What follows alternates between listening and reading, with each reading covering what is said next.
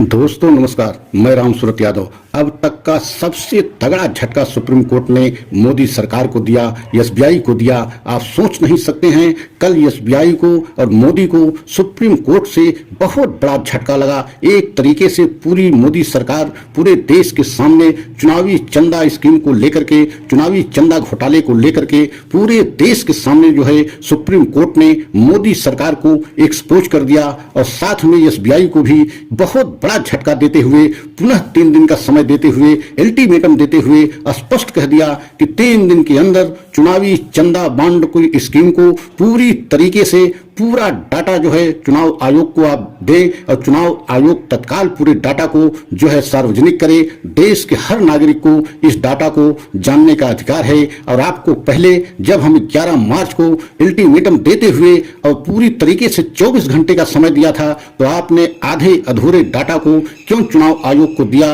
और चुनावी चंदा स्कीम को पूरी तरीके से सुप्रीम कोर्ट ने पहले ही असंवैधानिक एवं फ्रॉड और गलत साबित करते हुए एक सुप्रीम कोर्ट से ऐतिहासिक फैसला सुप्रीम कोर्ट पहले ही सुना चुका है। और उसी को लेकर के सुप्रीम कोर्ट बार बार जो है मोदी सरकार को एवं एसबीआई को डांट फटकार लगा रहा है। लेकिन एसबीआई पूरी तरीके से प्रधानमंत्री मोदी की, मोदी सरकार को बचाव में उतरती रही। लेकिन अब की बार सुप्रीम कोर्ट ने इतना तगड़ा झटका देते हुए सरकार को पूरे देश के सामने एक्सपोज कर दिया और स्पष्ट एसबीआई को आदेश दिया कि 3 दिन के अंदर पूरी तरीके से चुनावी चंदा का डाटा पूरा जो है चुनाव आयोग को आप तत्काल दें और हलफनामा भी जो है सुप्रीम कोर्ट में 21 तारीख को शाम तक दाखिल करें और पूरी तरीके से एक भी कोई डाटा आपको शेष नहीं होना चाहिए। मतलब चुनावी बॉन्ड से जुड़े हुए सभी नंबरों को आप जो है चुनाव आयोग को दें, जिससे ये जानकारी मिल सके कि कौन व्यक्ति,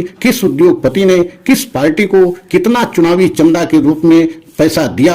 और आपने अभी तक जो डाटा दिया है उससे ये स्पष्ट नहीं है कि किस पार्टी को कितना चंदा मिला। इसी बात को लेकर के DY Chandrachud, chief justice of India ने बेहद खफा नजर आए और पूरी तरीके से सरकार को एक्सपोज करते हुए स्पष्ट कह दिया कि हर कीमत पे यह डाटा पूरे देश के सामने, हर देशवासी के सामने आना चाहिए। कौन सी पार्टी किस व्यक्ति से कितना चंदा लिया और उस चंदे के एवज में क्या सरकार कोई काम जो है उस उद्योगपति के लिए किया। मतलब इसी का बचाव करते हुए एक तरीके से एसबीआई बार बार जो है डाटा का पूरी तरीके से जो है चुनाव आयोग को नहीं दे रही थी। लेकिन जिस तरीके से कल जो है सुप्रीम कोर्ट ने बहुत बड़ा झटका देते हुए, एक तरीके से फटकार लगाते हुए, अल्टीमेटम देते हुए 3 दिन का समय दिया और जो है 21 तारीख को शाम तक पूरा डाटा जो है चुनाव आयोग को दे और एसबीआई हलफनामा भी सुप्रीम कोर्ट में दाखिल करे। और सरकार की तरफ से भी जो है एक तरीके से बचाव करने की कोशिश की गई। लेकिन जो है इतने सख्त थे जो है चीफ जस्टिस ऑफ इंडिया और सुप्रीम कोर्ट के पूरी बेंच इतनी सख्त कल दिखाई दे रही थी कि पूरे देश के सामने जो है एक तरीके से सुप्रीम कोर्ट ने सख्त संदेश सरकार को और एसबीआई को दे दिया कि यह डाटा हर कीमत पे देश के हर देशवासी के सामने आना चाहिए। और इसमें किसी भी तरीके से अब अगर ढिलाई बरती गई तो आप समझ सकते हैं कि आपके खिलाफ बहुत बड़ा एक्शन सुप्रीम कोर्ट ले सकता है। तो आप समझ लीजिए कि इस बार के जो सुप्रीम कोर्ट का रुख था, उस सुप्रीम कोर्ट का तेवर था, उसको देखते हुए पूरी बीजेपी सरकार हिल गई और एसबीआई भी पूरी तरीके से जो है सुप्रीम कोर्ट में एक्सपोज हो गया। और अब जो है तत्काल एसबीआई पूरी तरीके से डाटा देने के लिए सुप्रीम कोर्ट में तैयार भी हो गया और कहा कि हम तत्काल पूरा डाटा जो है चुनाव आयोग को देंगे।